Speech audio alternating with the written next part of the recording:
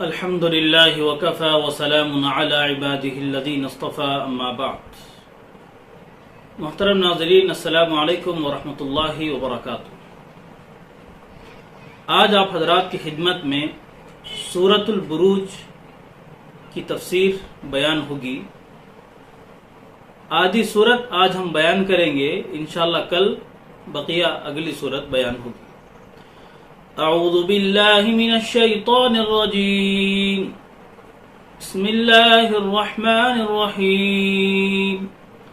والسماء ذات البروج واليوم الموعود وشاهد ومشهود قتل أصحاب الأخدود النار ذات الوقود إذ هم عليها قعود وهم على ما يفعلون بالمؤمنين شهود وما نقموا منهم إلا أن يؤمنوا بالله العزيز الحميد الذي له ملك السماوات والأرض والله على كل شيء شهيد. إن الذين فتنوا المؤمنين والمؤمنات ثم لم يتوبوا فلهم عذاب جهنم ولهم عذاب الحريق. إن الذين آمنوا وعملوا الصالحات لهم جنات تجري من تحتها الأنهار ذلك الفوز الكبير. اللہ کے نام سے بے حد مہربان انتہائی رحم والے. قسم آسمان کی جو بروج والا ہے اور اس دن کی جس کا وعدہ کیا گیا ہے، اور مشاہدہ کرنے والے کی اور اس کی جس کا مشاہدہ کیا جائے گا.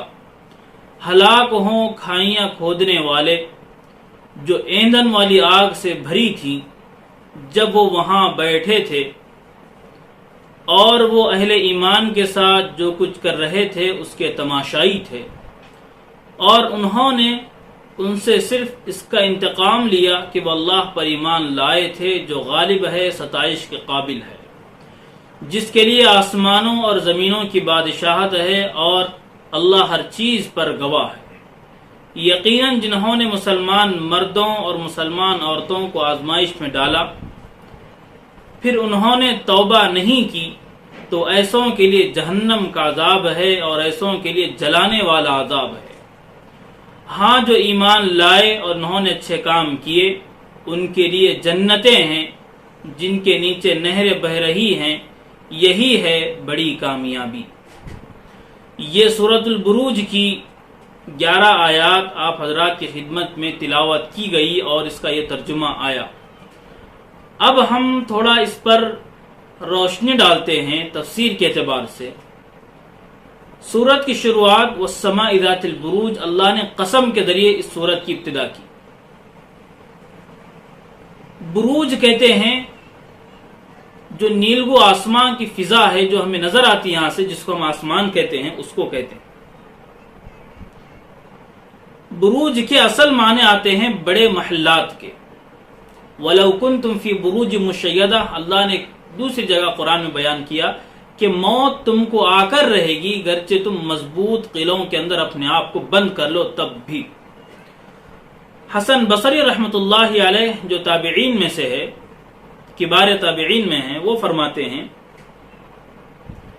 کہ یہاں پر وہ ستارے مراد ہے بروج سے جو فضا میں ٹھہرے ہوئے ہیں، جو یقیناً اللہ کی ایک بڑی قدرت کا مظہر ہے کہ ستارے فضا میں کھڑے ہیں لیکن آپس میں ٹکراؤ ان کا نہیں ہوتا. یہ اللہ کا بڑا کرشمہ ہے، اللہ کی بڑی قدرت ہے.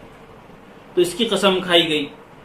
اب یوم الموعود سے مراد قیامت کا دن ہے. وشاہد و مشہود، اس سے کیا مراد ہے ہم دیکھتے ہیں. ترمذی شریف کی روایت ہے، حضرت ابو ہریرہ رضی اللہ عنہ اس کے راوی ہیں، فرماتے ہیں کہ نبی اکرم صلی اللہ علیہ وسلم نے ارشاد فرمایا یوم موعود سے مراد قیامت کا دن ہے، شاہد سے مراد جمعہ کا دن، مشہود سے مراد عرفہ کا دن ہے یعنی 9 ذی الحجہ. آگے اللہ نے فرمایا قتل اصحاب الاخدود، کھائیاں کھودنے والے ہلاک ہو گئے۔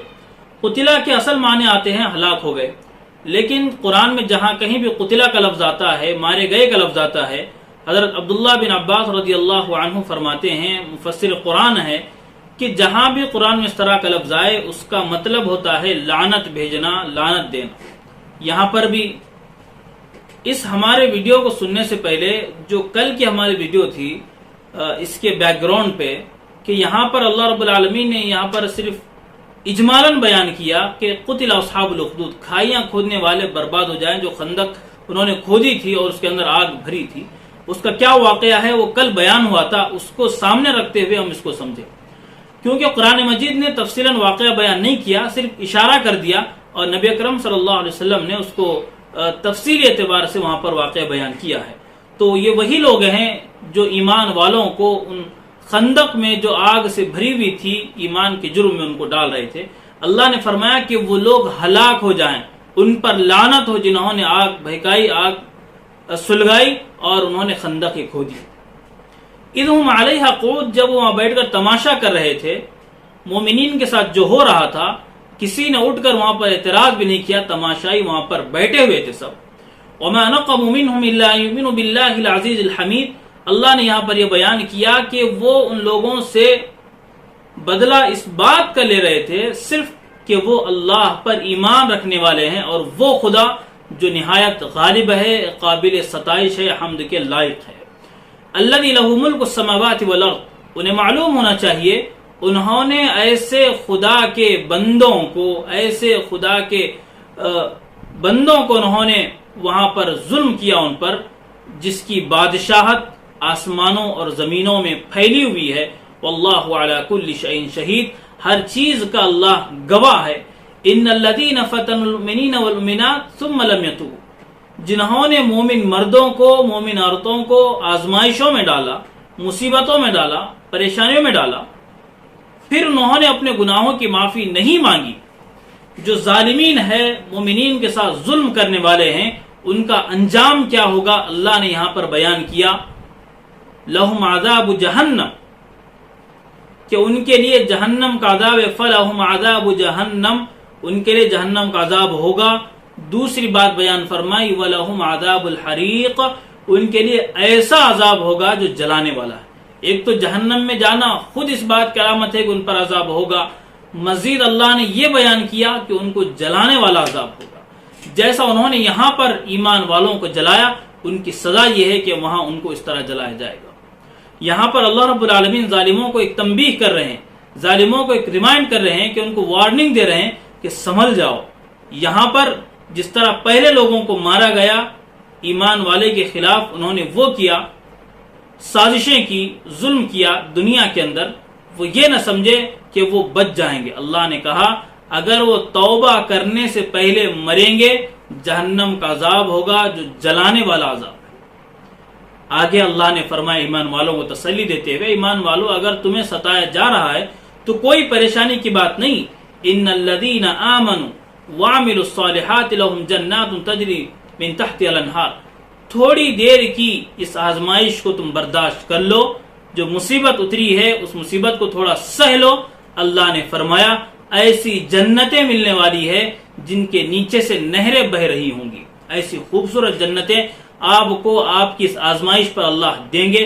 ذالک الفوز الکبیر، یہی حقیقی کامیابی ہے۔ دنیا کی کامیابی اصل کامیابی نہیں، اصل کامیابی وہ ہے کہ ہم اللہ کے قریب ہونے والے بن جائے، اللہ کے مقربین بن جائے، اور اللہ ہمیں ایسی جنت عطا کرے جن کے نیچے سے نہریں بہ رہی ہوں گی۔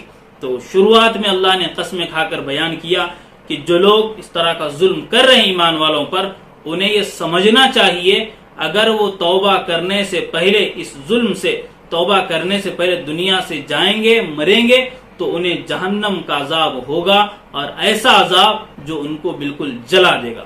پھر درست ہو جائیں گے، پھر جلایا جائے گا، پھر درست ہوں گے، پھر جلایا جائے گا۔ یہ ایک سلسلہ ہے جو چلتا رہے گا۔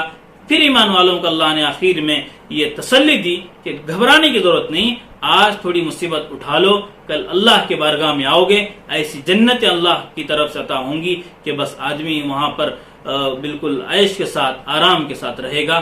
اللہ جو باتیں کہی گئی ہیں ان باتوں کو صحیح طور پر سمجھنے کی توفیق عطا فرمائے۔ آگے اور چند آیات باقی ہیں، کل انشاءاللہ آپ حضرات کی خدمت میں اس کو بیان کیا جائے گا۔ وآخر دعوانا الحمدللہ رب العالمین۔